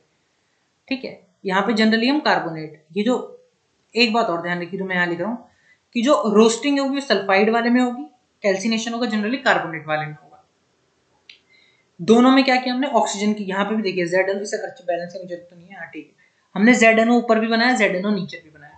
अब आप बोलोगे कि प्योर, तो इसमें प्योर मेटल कहाँ आया है, तो आया ही नहीं प्योर मेटल अभी हमारे पास। मैं कहूंगा रुकिए तो सही, अभी तो ऑक्साइड लेयर आई। अब आगे देखिए आप, अब रिडक्शन ऑफ मेटल ऑक्साइड। अभी तक हमने पीछे क्या बनाया था, हमने पीछे मेटल ऑक्साइड बनाया, आपने देखा होगा है ना, हमने दोनों केस में मेटल ऑक्साइड बनाया। अब हम करेंगे कि रिडक्शन का मतलब क्या है, जैसे अभी हमने पीछे आप देखेंगे तो हमने क्या बनाया, हमने ZnO बनाया, हमने ZnO बनाया। अब इस ZnO से ये ऑक्सीजन को हटाना पड़ेगा ना, इसी को रिडक्शन बोलते हैं। अभी हम पढ़ के आए चैप्टर 1 में कि रिडक्शन क्या है, ऑक्सीजन को हटाना। अब ऑक्सीजन को दो तरीके से हटा सकते हैं, यूजिंग कोक, कोक को रिड्यूसिंग एजेंट की तरह यूज करके। जैसे एग्जांपल के लिए मान लीजिए ZnO है, तो आपने कार्बन उसमें के साथ उससे रिएक्ट कराया, तो क्या बनेगा, Zn प्लस में CO, कार्बन मोनोऑक्साइड अलग निकल गई। एक तो ये तरीका है। दूसरा डिस्प्लेसमेंट रिएक्शन, जैसे एग्जांपल के लिए इसको हम किस में समझेंगे, जैसे जो कुछ मेटल्स हैं जिनकी रिएक्टिविटी थोड़ी कम है, तो उनको हम हाईली रिएक्टिव मेटल, जैसे क्या क्या यूज करके, जैसे एल्युमिनियम यूज कर लिया, इन सबको यूज करके हम क्या करते हैं, हटाते हैं उनके। जैसे एग्जांपल के हम देखते हैं, जैसे एल्युमिनियम यूज कर लिया या सोडियम यूज कर लिया, जो हाईली रिएक्टिव एलिमेंट है उनको। जैसे एग्जांपल के लिए ये दे समझिए, मैग्नीज का ऑक्साइड है, इसको अगर हम Al के साथ रिएक्ट कराओगे ना, तो क्या होगा कि एल्युमिनियम ज्यादा रिएक्टिव है, तो एल्युमिनियम क्या करेगा, Mn को वहां से हटाएगा, तो Al2O3 बनाएगा, बचा क्या, Mn, और प्लस में हीट निकल जाएगी अलग। ठीक है, और हीट यहाँ पे भी देनी होती है, यहाँ पे भी ये भी ध्यान रखिएगा, हीट यहाँ पे भी देनी पड़ती है। तो डिस्प्लेसमेंट रिएक्शन क्या कहती है कि जो भी कंपाउंड है उसको अगर आप उससे ज्यादा रिएक्टिव कंपाउंड से रखोगे तो क्या होगा कि जैसे ये Al है और ये MnO2 है, तो Al क्या करेगा, इस Mn को यहाँ से डिस्प्लेस कर देगा। ठीक है, इसे बैलेंस करने की जरूरत कर ले, एक बार बैलेंस कर लेते हैं। ध्यान से देखना, MnO2 ऑक्सीजन 3 है, तो 3 लगाना पड़ेगा यहाँ पे, 3 दूनी 6, 3 है यहाँ 2 लगाना पड़ेगा, शायद 2 2 जो 4, यहाँ 4 लगाना पड़ेगा, हाँ। तो MnO2 प्लस 4 ये हमने बैलेंस किया। ठीक है, तो डिस्प्लेसमेंट में क्या हुआ कि जो भी कंपाउंड है उससे ज्यादा रिएक्टिविटी का आपको लेना है। बस एक रिएक्शन में यहाँ पे लिख रहा हूँ, थोड़ा सा ध्यान रखिएगा, मैं अलग से बना के लिख रहा हूँ, थर्मिट रिएक्शन है इसी की रिएक्शन, बस ऐसे नाम लिख रहे हैं अलग से। थर्मिट रिएक्शन क्या होती है, आपको पता है कि आयरन जो है वो Fe2O3 की फॉर्म में एग्जिस्ट करेगा। जब वो Al के साथ रिएक्ट करता है तो वो क्या करता है, Fe तो अलग निकल गया, अलग से निकल गया, बचा क्या, Al2O3। मैंने अभी क्या समझाया, एल्युमिनियम क्या करेगा, Fe को यहां से डिस्प्लेस कर देगा, तो Fe प्लस में Al2O3। थोड़ा सा बैलेंसिंग देख लेते हैं, 3 ऑक्सीजन है, 3 है, Fe 2 है तो 2 लगाना पड़ेगा, एल्युमिनियम 2 है तो 2 लगाना पड़ेगा। Okay, balance. ये जो रिएक्शन है इसको बोलते हैं थर्मिट रिएक्शन। और ये थर्मिट रिएक्शन का यूज कहाँ पे होता है, थर्मिट रिएक्शन का यूज होता है, और मतलब कि जो मोल्टन आयरन बनता है इसमें, तो जो मोल्टन आयरन होता है मतलब पिघला हुआ आयरन, जो पिघला हुआ आयरन है, मोल्टन आयरन है, उसको, इसका यूज क्या होता है, to join broken railway tracks, है ना, या टू जॉइन कह लो, ब्रोकन भी क्या, to join railway tracks. Railway tracks को ज्वाइन करने में इस मोल्टन आयरन का यूज किया जाता है, इस थर्मिट रिएक्शन का। तो ये बहुत इंपॉर्टेंट रिएक्शन है, मतलब इस रिएक्शन को आप हल्के में नहीं ले सकते, काफी ज्यादा इंपॉर्टेंट रिएक्शन है थर्मिट रिएक्शन। ठीक है, क्या है, Fe2O3, अच्छा हीट यहाँ भी लगेगी, थर्मे तो हीट तो लगेगी लगेगी। कि हमने क्या समझा थर्मिट रिएक्शन में कि जो आयरन ऑक्साइड है Fe2O3 है, उसको हम Al के साथ रिएक्ट कराते हैं, और Al क्या करता है, उस आयरन को उसके कंपाउंड से डिस्प्लेस कर देता है, तो Al2O3 और Fe बनता है। ठीक है, और ये बात यहाँ पे भी हीट निकलती है भैया।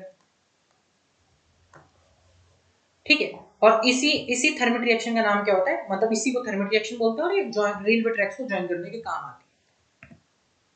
Extracting metals at the top of reactivity series, और इसको थोड़ा सा समझेंगे इसमें। और इसमें इसमें कौन सा जनरली प्रोसेस हम क्या करते हैं, इलेक्ट्रोलाइटिक रिडक्शन, मतलब इलेक्ट्रिसिटी की मदद से यूज करते हैं। ठीक है, इन मेटल्स, इनके बारे में क्या करेंगे, these metals have more affinity. Affinity का मतलब होता है कि किसके साथ रिएक्शन, तो ये ऑक्सीजन के साथ ज्यादा रिएक्ट करते हैं एज कंपेयर टू कार्बन। तो ये इलेक्ट्रोलाइटिक रिडक्शन से यूज करते हैं। जैसे कि इसको हम समझेंगे कैसे हम करते हैं इसमें। ठीक है, अब जैसे हम किसके एग्जांपल ले रहे हैं, सोडियम को बात करते हैं। जैसे सोडियम है तो NaCl है, तो आप सबको पता है कि NaCl जनरली किस फॉर्म में ब्रेक होता है, तो Na प्लस और Cl माइनस। तो आपने पानी में क्या किया, मतलब कि आपने एक सॉल्यूशन लिया, इसमें NaCl डाल दिया, और NaCl किस में होता है, Na प्लस और Cl माइनस। अब आपने क्या करा, आपने दो रॉड बना दी, यहाँ पे दो रॉड आपने लगाई। इसमें समझा रहा हूँ आपको कैसे होता है, मतलब कैसे ऑब्टेन किया जाता है इन मेथड को। जैसे NaCl है वो इस फॉर्म में है, इलेक्ट्रोलाइटिक रिडक्शन और सॉल्यूशन की फॉर्म में। अब होगा क्या, ठीक है, अब मैं मतलब कि आपको समझा देता हूँ। जैसे आप ये समझिए, जैसे इलेक्ट्रिक ये सॉल्यूशन है और आपने कैथोड और एनोड आपने लगा दिया यहाँ पे। ठीक है, तो ये मान लीजिए हमने क्या किया कि यहाँ पे ये प्लस बना दिया, ये माइनस बना दिया। ठीक है, और ये हो गया प्लस वाला हमारा जनरली, सॉरी नहीं कैसे, हाँ ठीक है, आपने एक जगह प्लस एक जगह माइनस बना दिया। अब होता क्या इसमें कि अब वो होगा क्या, जैसे मैंने बताया कैथोड एनोड। अच्छा, कैथोड एनोड भी आपको समझा देता हूँ। जो प्लस वाला है वो इस केस में एनोड है, और जो माइनस वाला है उस इस केस में कैथोड है। हमने कैथोड लिया उसको, हुआ क्या, आपने Na प्लस Cl माइनस बनाया, तो क्या होगा, आप सबको पता है कि जो प्लस वाला है वो बेसिकली कहाँ जाता है, माइनस पे, और माइनस वाला प्लस पे। ये होता है ये जनरली। तो इलेक्ट्रिसिटी जैसे ही पास होती है, तो as electricity is pass through the solution, तो हमने सॉल्यूशन लिया, इसमें इलेक्ट्रिसिटी पास करी, तो मेटल्स डिपॉजिट हो जाता है कैथोड पे एंड मतलब कि एनोड पे। जैसे होता क्या है, कैथोड पे क्या होगा, Na प्लस है आपके पास, तो एक इलेक्ट्रॉन लेके क्या बनेगा, Na, और एनोड पे क्या होगा, Cl माइनस है, वो जनरली दो Cl मिलके क्या बना लेंगे, Cl2 बना लेंगे, और दो इलेक्ट्रॉन ले लेंगे। तो ये पूरा प्रोसेस होता है किसका, मतलब जो हमारा, मतलब कि उनको कैसे इलेक्ट्रोलाइटिक रिडक्शन हम करते हैं। ठीक है, तो ये बात हमें ध्यान रखनी होती है। कुछ ऐसा मतलब मुश्किल नहीं है, आसान है, आप इजीली समझ सकते हो। ठीक है, और ये आपको, तो मैंने आपको समझा दिया, ये मतलब जरूरी भी नहीं है इसको समझना, मैं हटा भी देता हूँ, तो कुछ खास नहीं है, ये जरूरी भी नहीं है समझना आपको। ठीक है, अगर आपको ये इतना भी समझ में आ गया तो ठीक है, बस समझाने के लिए था, इंपॉर्टेंट ये है। ठीक है, चलिए, तो इतना इलेक्ट्रोलाइटिक रिडक्शन बोलते हैं। इसमें जैसे सोडियम है तो मैंने आपको बताया मोल्टन क्लोराइड होता है उसका, और पूरा मैंने आपको समझा दिया। ठीक है, अच्छा ये यहाँ समझाना था। ठीक है, अब आ जाइए। ठीक है, उम्मीद करते समझ में आएगा। अगर आपको कोई भी टॉपिक समझ में ना आए तो आप मुझे कमेंट बॉक्स कर दीजिएगा, तो मैं कोई बात नहीं, मैं एक सीरीज चला लूंगा, डाउट सॉल्विंग सीरीज, जिसको जिस भी टॉपिक में आए ना, कि ऐसा जरूरी नहीं है कि आपको मेरा समझा हुआ समझ ही आ जाए। आप मेरे को कमेंट कीजिए, मैं आपके लिए दोबारा पढ़ाऊंगा, उसको और अच्छे तरीके से समझाऊंगा। है ना, कभी कभी ऐसा होता है कि एक बार में समझ में नहीं आता, उसमें दिक्कत क्या है, आप मुझे बता दीजिए, मैं दोबारा समझा दूंगा, इसमें कोई दिक्कत नहीं है। अब आइए रिफाइनिंग ऑफ मेटल्स। रिफाइनिंग का मतलब क्या होता है, रिफाइन नाम से समझ में आ रहा है, और अच्छा करना। ठीक है, तो अब आप देख लीजिए, इसमें क्या है कि impurities present in obtained metal can be removed by electrolytic refining। ठीक है, तो और copper is obtained using this method। अब आप थोड़ा सा इसको समझिए। ठीक है, मैं आप समझा रहा हूँ कि ये इलेक्ट्रोलाइटिक रिफाइनिंग होती क्या है, क्योंकि ये एग्जाम में ना आ जाती है। थोड़ा नीचे बनाते हैं,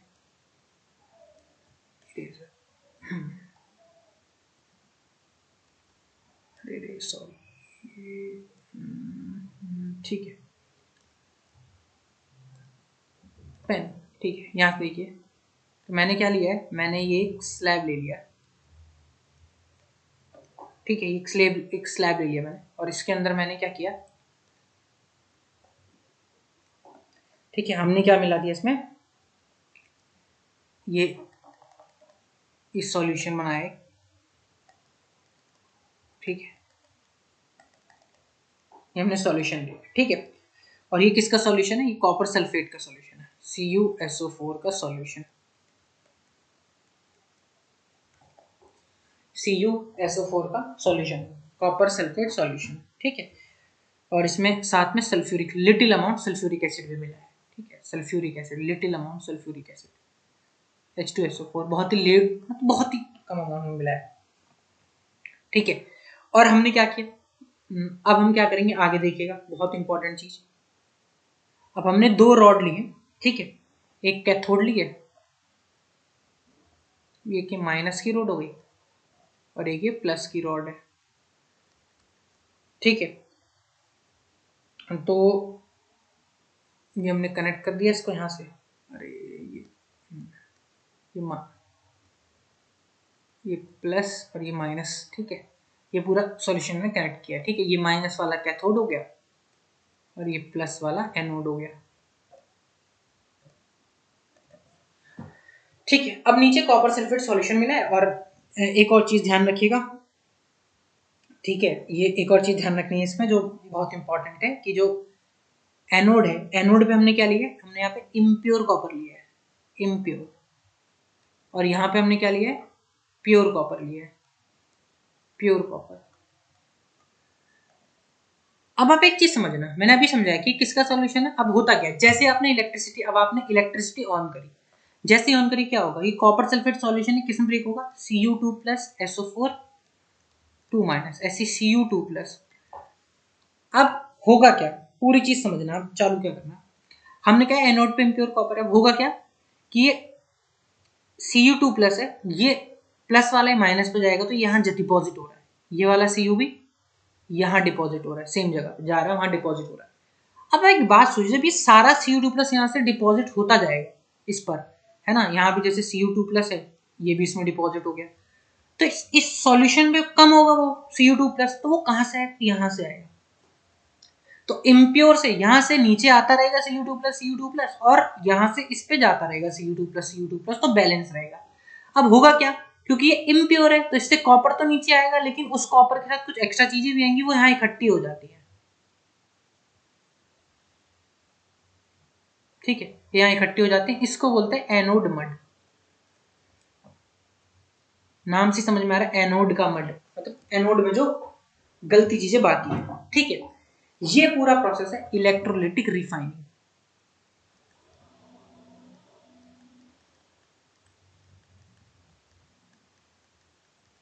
इलेक्ट्रोलिटिक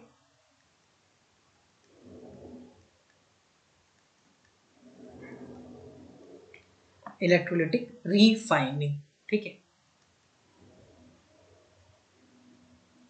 अरे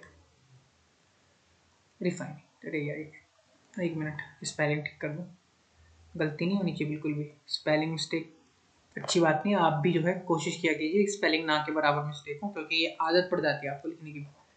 अगर आपको आज आज आपने ठीक नहीं करी तो फिर आपको जीवन भर रहेगी, फिर दिक्कत ही होती है। तो इलेक्ट्रोलिटिक रिफाइनिंग का क्या प्रोसेस है, मैं दोबारा समझा रहा हूँ।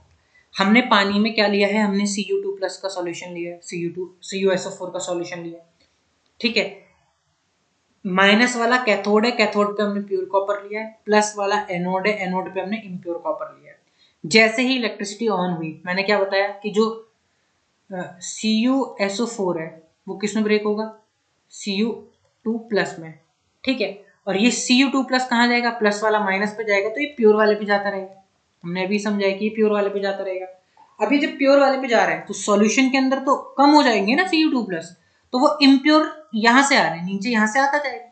लेकिन इसमें तो इम्प्योर भी है, Cu कॉपर तो चला गया माइनस वाले पे, लेकिन इसका जो इम्प्योर वाला पार्ट है वो नीचे रह जाता है, जिसको एनोड मड बोलते हैं। ये पूरा प्रोसेस कहलाता है इलेक्ट्रोलिटिक रिफाइनिंग। उम्मीद करते हैं आपको समझ में आया होगा, नहीं समझ आएगा तो दोबारा बताइएगा, मैं दोबारा एक बार लास्ट बार और एक्सप्लेन कर देता हूँ। हमने एक टैंक लिया है, उसके अंदर कॉपर सल्फेट का सॉल्यूशन लिया है, हमने 2 रॉड ली है, एक माइनस वाली जो कैथोड है, एक प्लस वाली जो एनोड है, ठीक है। माइनस वाली पे प्योर कॉपर, प्लस वाली पे इम्प्योर कॉपर। जैसे ही हमने इलेक्ट्रिसिटी ऑन करी, जो कॉपर सल्फेट सॉल्यूशन टैंक में था वो Cu2 प्लस में, Cu2 प्लस SO4 को माइनस ब्रेक होगा, जो Cu2 प्लस वाला है वो प्योर वाले के पास जाएगा, क्योंकि प्लस है तो माइनस वाले पे जाएगा। धीरे धीरे जब ऐसे जाएंगे तो सॉल्यूशन के अंदर कॉपर सल्फेट कम होगा, जो कहां से पूरा होता रहेगा, इम्प्योर वाले कॉपर से, तो वहां से कॉपर नीचे आता रहेगा, यहाँ से ऊपर जाता रहेगा। लेकिन उस इम्प्योर कॉपर के साथ जो इम्प्योरिटीज हैं वो नीचे बैठती जाएंगी, जिसको हम एनोड मड बोलेंगे। तो ये रिफाइनिंग ऑफ मेटल्स, ठीक है, ये यहाँ पे समझाया गया हमने कि यहाँ जो मैंने वहां लिया ना पूरा, ये जो मैंने यहाँ लिया है, ये चीज यहाँ पे है यही मैंने लिखा है यहाँ पे कि जो एनोड पे क्या लेंगे हम इम्प्योर, कैथोड पे क्या लेंगे प्योर, वो रेड वाला यूज करते हैं। ठीक है, सॉल्यूशन में क्या है aqueous solution of copper sulphate, जिसके अंदर हमने कुछ सल्फ्यूरिक एसिड भी लिया हुआ है। ठीक है, और एनोड पे क्या हम लेंगे कॉपर, मतलब कि अब ये पूरा जो हुआ वहां पे, और इनसॉल्युबल इंप्योरिटीज वो नीचे बैठ जाती हैं। ठीक है, डिपॉजिटेड एट द बॉटम, जिसको बोलते हैं एनोड मड। और जो मैंने समझाया कि वो मतलब एनोड से वो कॉपर डिपॉजिट होता रहेगा कैथोड पे। ठीक है, तो ये पूरा प्रोसेस जो मैंने आपको समझाया, ठीक है समझा दिया। अब आखिरी टॉपिक कोरोजन। तो मैंने क्या समझाया, इसमें हम समझेंगे क्या है, आसान टॉपिक है, कुछ ऐसा मुश्किल खास नहीं, और हम अपने पढ़ भी रहे। तो कोरोजन क्या होता है कि जो मेटल्स होते हैं वो अटैक होते हैं बहुत सारे सब्सटेंसेस से, जैसे कि मॉइस्चर है ना, एसिड्स, इन सब से अटैक होते रहते हैं, तो उन पे कुछ असर पड़ता है। ठीक है, जैसे सिल्वर, सिल्वर क्या करता है H2S, H2S थोड़ा ऐसे लिख लीजिएगा, H2S से रिएक्ट करता है एयर में, और क्या बनाता है सिल्फर सल्फाइड। और ये सिल्वर सल्फाइड ही रीजन है क्या आर्टिकल्स का ब्लैक हो जाने का। आप सबने सुना होगा कि जो एक चीज बोलते हैं घर में कि चांदी काली पड़ गई, ये जो चांदी काली पड़ती है वो इसीलिए पड़ती है क्योंकि ये सिल्वर सब्सटेंस के मतलब कि H2S से रिएक्ट करके सिल्वर सल्फाइड बनाता है। इस वजह से क्या होता है कि मतलब आपको कोरोजन देखने को मिलता है। तो कोरोजन का कारण क्या है H2S की फॉर्मेशन, H2S की फॉर्मेशन। ऐसी कॉपर जो है, अब कॉपर क्या करता है, कॉपर कार्बन डाइऑक्साइड के साथ रिएक्ट करके क्या करता है ग्रीन कलर की कोटिंग बनाता है, जो कॉपर कार्बोनेट की वजह से होती है, CuCO3 आपने सुना होगा, CuCO3। ठीक है, तो कॉपर कैसा होता है ग्रीन कलर का हो जाता है। और ऐसे आयरन जो होता है, आयरन क्या करता है ब्राउन कलर का एक सब्सटेंस है जिसको रस्ट बोलते हैं, और इसी प्रोसेस का नाम क्या है रस्टिंग है। क्यों कब होती है जब एयर और मॉइस्चर के साथ रिएक्ट करता है। ठीक है, तो यहाँ पे ना कुछ और ये ध्यान रहे या ना ध्यान रहे, एक तो सिल्वर कैसे कलर का होता है ब्लैक कलर का होता है, और किसकी वजह से होता है सिल्वर सल्फाइड की वजह से होता है। कॉपर किस कलर का होता है ग्रीन कलर का होता है, किसकी वजह से होता है कॉपर कार्बोनेट की वजह से होता है। ऐसी आयरन, आयरन किस कलर का होता है ब्राउन होता है जिसको रस्ट बोलते हैं। ठीक है, और किसकी वजह से होता है मैंने रस्टिंग बताया Fe2O3 होता है वो रिएक्शन। तीनों इंपॉर्टेंट है ध्यान रखनी है। ठीक है, सिल्वर किस कलर का, कॉपर किस कलर का, आयरन किस कलर का, नाम याद रखना है, सब्सटेंस का नाम याद रखना है। प्रिवेंशन ऑफ कोरोजन, तो कोरोजन को कैसे प्रिवेंट किया जा सकता है, बहुत ही आसान तरीके हैं भैया, पेंटिंग, ऑयलिंग, तेल ग्रीजिंग, ये सब। गैल्वेनाइजेशन ये इंपॉर्टेंट है पढ़ेंगे, क्रोम प्लेटिंग, एनोडाइजिंग, एलॉयज, ये सब। गैल्वेनाइजेशन क्या होता है, आयरन और स्टील को ना कोट किया जाता है, मतलब उनके ऊपर एक लेयर चढ़ाई जाती है जिंक की, क्योंकि जिंक क्या करता है मतलब जिंक प्रोटेक्ट करके रखता है इन सबको है ना, और ऑक्सीडाइज भी जनरली ऑक्सीडाइज प्रीफरली ऑक्सीडाइज ज्यादा जल्दी ऑक्सीडाइज होता है आयरन से, क्योंकि वो ज्यादा रिएक्टिव है। हमें ध्यान रखना है गैल्वेनाइजेशन में कुछ और ध्यान रहे कि आयरन और स्टील पे कोटिंग करना जिंक की, उसको क्या बोलते हैं गैल्वेनाइजेशन बोलते हैं। वो किस में काम करता है कोरोजन से बचाने में। एलॉय मेरे ख्याल से लास्ट टॉपिक होगा ये इस क्लास का। एलॉय क्या होते हैं, एलॉय होते हैं क्या mixtures of metals with non metals, और मेटल्स विथ मेटल्स और नॉन मेटल। मतलब एलॉय कैसे बनता है, या तो मेटल मेटल से रिएक्ट कर जाए, या मेटल नॉन मेटल से रिएक्ट करा के आप जब बनाते हो तो उसको क्या बोलते हैं एलॉय बोलते हैं। ठीक है, ये ध्यान रखना है। और इसी में जैसे कार्बन ऐड कर देते हो आप तो क्या करते हैं ये हार्ड बन जाता है और स्ट्रॉन्ग बन जाता है। तो ये चीज की जाती है। अब ये किया क्यों जाता है, सबसे पहले किया क्यों जाता है कुछ और समझ लेते हैं। जैसे ये रहा, इसीलिए किया जाता है क्योंकि एलॉय की जब हम एलॉय की स्ट्रेंथ ज्यादा होती है, हार्डनेस ज्यादा होती है, और कोरोजन से रेजिस्टेंस ज्यादा होता है। तो जब हमें ये सब चाहिए होता है किसी मेटल में तो हम क्या करते हैं उसको एलॉय बनाते हैं। ऐसे एलॉयज के क्या होता है मेल्ट, एक मिनट एक मिनट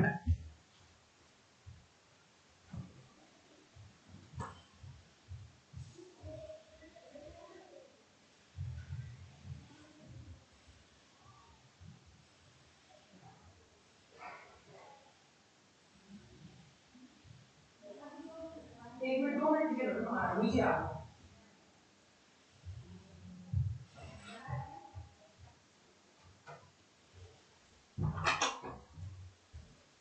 ठीक है, तो एलॉय के क्या होता है स्ट्रेंथ ज्यादा होती है, हार्डनेस ज्यादा होती है, कोरोजन से रेजिस्टेंस ज्यादा होता है। और एलॉयस का मेल्टिंग पॉइंट भी लो होता है और इलेक्ट्रिकल कंडक्टिविटी भी लो होती है। इसकी वजह से हम इसमें रखते हैं। अब हम आगे बढ़ते हैं। ये मैंने बताया कि एलॉय क्या होता है, मेटल मेटल से मिल जाए, मेटल नॉन मेटल से मिल जाए, क्यों करते हैं, स्ट्रेंथ बढ़ाने के लिए, ये सब करने के लिए। अब कुछ एलॉयज हैं जो हमें ध्यान रखने हैं, जैसे स्टील जो हमारे घर में यूज होता है, जब हम आयरन में निकेल और क्रोमियम मिलाते हैं तब ये बनता है। अमलगम बहुत इंपॉर्टेंट, मेटल जब किसी मरकरी से मिल जाए, कोई भी मेटल उसमें एक चीज मरकरी होती है, उसे क्या बोलते हैं, अमलगम। ब्रास, ब्रास क्या होता है, कॉपर और जिंक मिला दिया आपस में, है ना, इसको ऐसे याद रख लीजिए, कॉपर प्लस जिंक, है ना, कोई भी metal, any metal with mercury. Bronze, bronze किससे बनता है, कॉपर और टिन। सोल्डर बहुत इंपॉर्टेंट, लेड और टिन, ठीक है, लेड और टिन, ठीक है। मैं थोड़ा ये भी बता देता हूँ, टिन जैसे इसका रह गया ना, कॉपर प्लस टिन के लिए यूज होता है Sn। ऐसे ही लेड के लिए आप सबको पता है क्या होता है, Pb, और टिन के लिए Sn, तो ये तो ध्यान रखना है। और सोल्डर आप सबको पता है कि जो आपने देखा होगा, जो वेल्ड इलेक्ट्रिकल वायर्स की वेल्डिंग होती है, जो तार होती है उसकी जो वेल्डिंग होती है, उसमें सोल्डर यूज होता है, ठीक है। तो मैंने सारे बताया कि stainless steel, iron, nickel chromium के साथ, अमलगम, मरकरी कोई मेटल, ब्रास, कॉपर और जिंक, ब्रॉन्ज, कॉपर और टिन, सोल्डर, लेड और टिन। अब एक है ऑरेंज बॉक्स कंटेंट। अब एक प्रोसेस है एनोडाइजिंग, इसको थोड़ा ध्यान से समझिएगा। इसको मैं इसके सबसे पहले मैं क्या करता हूँ, ठीक, ब्लैक कलर का, हाँ अब ठीक है। तो एनोडाइजिंग क्या है, anodizing is a process of forming a thick oxide layer of aluminium. किसी भी सब्सटेंस के ऊपर एल्यूमिनियम की जो लेयर चढ़ाते हैं ना, उसको बोलते हैं एनोडाइजिंग, ठीक है। एल्यूमिनियम क्या करते हैं, जब डेवलप करते हैं ऑक्साइड लेयर, जब वो एयर से एक्सपोज होता है, ठीक है। और इस एल्यूमिनियम ऑक्साइड की वजह से क्या होता है कि इसका फर्दर कोरोजन नहीं हो पाता, ठीक है। और दिस रेजिस्टेंस को इंप्रूव कैसे किया जाता है, ऑक्साइड लेयर को थिकर बना के। ऑनोडाइजिंग, अब एनोडाइजिंग में होता क्या है, तो एनोडाइजिंग का आसान सा मतलब क्या हो गया कि इस पे मतलब कि एल्यूमिनियम की लेयर को चढ़ा देना, है ना, एल्यूमिनियम की लेयर ऐड करना या एल्यूमिनियम की लेयर कोट करना, इसको बोलते हैं एनोडाइजिंग। और एनोडाइजिंग के टाइम पे क्या होता है, क्लीन एल्यूमिनियम आर्टिकल लिया जाता है, उसको एनोड बनाते हैं और सल्फ्यूरिक एसिड के साथ उसे इलेक्ट्रोलाइज करते हैं। तो जो ऑक्सीजन गैस होती है जो एनोड पे निकलती है, वो रिएक्ट करती है एल्यूमिनियम के साथ और एक थिकर ऑक्साइड लेयर बनाती है, ठीक है। और इसको डाई भी कर सकते हैं हम, जिससे क्या होगा, easily aluminium articles attractive finish में आ जाते हैं। तो बेसिकली क्या है, एल्यूमिनियम के ऊपर ऑक्सीजन की लेयर जो चढ़ाते हैं जिससे उसका प्रोटेक्शन हो सके, उसको एनोडाइजिंग बोलते हैं। तो कोई आपसे पूछे कि एनोडाइजिंग यूज क्यों किया जाता है, प्रोटेक्शन के लिए, है ना, बस ये ध्यान रखना, प्रोटेक्शन फ्रॉम कोरोजन। तो जब हम कोरोजन से प्रोटेक्शन करते हैं तो उस चीज को क्या बोलते हैं, हम एनोडाइजिंग बोलते हैं। क्या बोलते हैं उस चीज को, हम एनोडाइजिंग। ये ऑरेंज बॉक्स कंटेंट ना अलग से दिया हुआ है एनसीईआरटी में, इसीलिए मैंने सोचा कि एक लेयर मैं बता दूं आपको, अगर समझा दूं होता क्या है तो आप समझ जाएंगे। अच्छा आगे क्या है, दूसरा ऑरेंज बॉक्स कंटेंट है जो प्योर गोल्ड है, जिसको बोलते हैं 24 कैरेट गोल्ड। ये बहुत सॉफ्ट होता है, तो बहुत सॉफ्ट है तो आप मतलब ज्वेलरी तो बना ही नहीं सकते, क्योंकि आपको बहुत ज्यादा मतलब उसमें डिजाइनिंग करनी होती है। तो इसीलिए उसमें क्या किया जाता है, उसको एलॉय के बनाया जाता है, किससे, या तो उसमें आप सिल्वर ऐड करेंगे या उसमें आप, हाँ, या तो आप उसमें इधर सिल्वर ऐड करेंगे या कॉपर ऐड करेंगे, ताकि वो हार्ड हो सके थोड़ा, नहीं तो ज्वेलरी कैसे टिकेगी। इसीलिए जनरली इंडिया में जो यूज होता है वो 22 कैरेट गोल्ड होता है ज्वेलरी बनाने के लिए, जिसमें 22 पार्ट होते हैं गोल्ड के और 2 पार्ट होते हैं या तो कॉपर के या सिल्वर के, ठीक है। एक तो ये बात ध्यान रखनी है। आगे आप सबको पता होगा कि अगर आप कभी कुतुब मीनार जाएं दिल्ली में, उसमें एक आयरन पिलर रखा हुआ है, बहुत ही जबरदस्त आयरन पिलर है, मैंने देखा, आप भी देखिए कभी जाके। 1600 साल पहले बना है, और पता नहीं उनमें क्या प्रोसेस, मतलब क्या उनके पास एक टेक्निक थी, वो रस्टिंग से बचा पा रहे हैं। तो ये इंडिया के एंशियंट साइंस है। एंशियंट मतलब कि आप सोच सकते हैं कितनी अच्छी साइंस थी उनके पास, और बहुत सारे लोग वहां पे आते हैं कि वो पता कर सके कि रस्ट रेजिस्टेंस क्या है, ऐसा क्या है कि ये लोहे पे आज तक जंग ही नहीं लगा। आप सोचिए 1600 साल पहले बनाया गया है दिल्ली में, ठीक है। 8 मीटर हाई है और 6000 केजी, 6 टन का है, ठीक है। तो ये आयरन पिलर के बारे में। चलिए, तो बहुत बहुत धन्यवाद, बहुत बहुत थैंक यू आप सबका। अगर आपने वीडियो एंड तक देखा है, बस एक रिक्वेस्ट है, अगर आपको अच्छा लगे तो प्लीज सब्सक्राइब कीजिएगा। अगर आपको लगे कोई अपने स्टूडेंट्स अपने दोस्तों के साथ शेयर कीजिएगा, ठीक है, नोट्स बनाइएगा। मैं आप सबको पहले ही बता चुका हूँ। कहीं पे आपको लगे कोई डाउट है, मतलब कोई चीज़ आपको ना मेरी मतलब जब मेरी एक्सप्लेनेशन आपको जहाँ पे समझ में ना आई, तो उसके लिए मुझे कमेंट बॉक्स में लिख दीजिएगा। मैं आपको वादा करता हूँ कि मैं जरूर एक डाउट सीरीज अलग से चलाऊंगा, डाउट सॉल्विंग सीरीज, जिसमें मैं टॉपिक्स आपके डाउट सॉल्व करूंगा, जो भी आपके टॉपिक्स हैं। तो आप सबको बहुत बहुत धन्यवाद। उम्मीद करते हैं कि आपको लेक्चर पसंद आया होगा और आप सबकी बहुत हेल्प होगी। बहुत बहुत धन्यवाद। 10वीं में आप सभी बहुत अच्छा करें। Thank you.